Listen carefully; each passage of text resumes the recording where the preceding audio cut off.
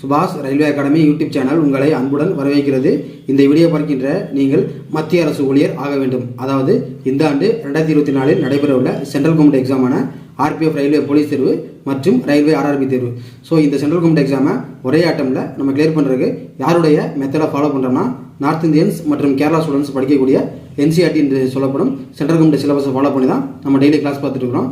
மற்றும் நீங்கள் இதுவரைக்கும் நம்முடைய சுபாஷ் அகாடமியின் ரயில்வே ஸ்டடி வாட்ஸ்அப் குரூப்பில் ஜாயின் பண்ணல அப்படின்னா மேலே தெரியும் 9944276750 என்ற வாட்ஸ்அப் நம்பருக்கு உங்களை பற்றி டீட்டெயிலாக வாட்ஸ்அப் பண்ணால் குரூப்பில் ஆட்சேபப்பட்டு எக்ஸாம் நடக்கும் வர நிறைய தகவல் டிப்ஸ் ஆலோசனைகள் ஸ்டடிமெட்டெல்லாம் நீங்கள் பார்க்கலாம்.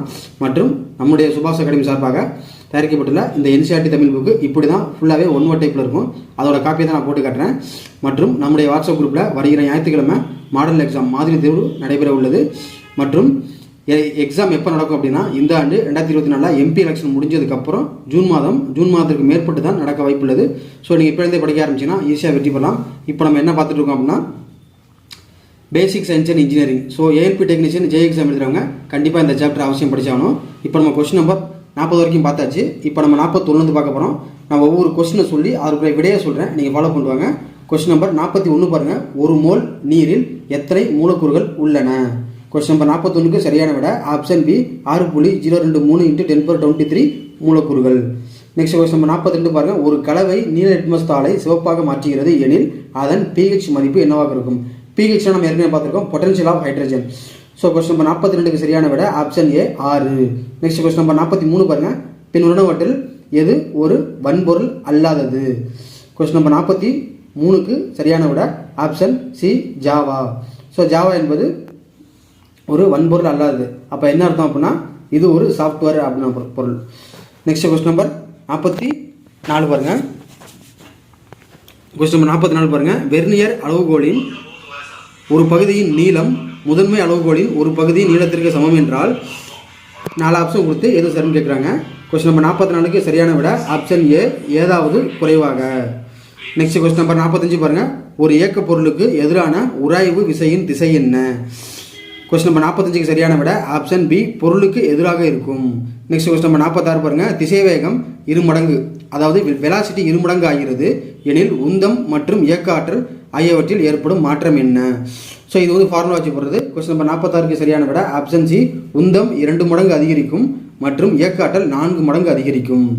நெக்ஸ்ட் கொஸ்டின் நம்பர் 47 பாருங்க. சம நிறையுள்ள 2 துகள்கள் ஒரு வட்டப்பாதையில் இயங்குகிறது. அவற்றின் ஆரங்கள் முறையே R1 மற்றும் R2.